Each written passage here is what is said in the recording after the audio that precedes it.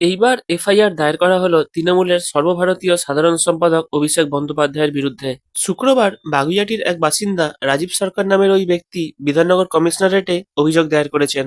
2026 সালের বিধানসভা নির্বাচনের প্রচারের সময় উস্কানিমূলক মন্তব্য করার অভিযোগ উঠেছে ওনার বিরুদ্ধে। অভিযোগকারী রাজীব সরকার বিধাননগর কমিশনারেটে এই অভিযোগ করেছেন যে ভোটের প্রচারের সময় অভিষেক ব্যানার্জি অফিসিয়াল এই ফেসবুক পেজ থেকে অভিষেক বন্দ্যোপাধ্যায়ের এমন কিছু বক্তব্য তুলে ধরা হয়েছে যা প্ররোচনামূলক।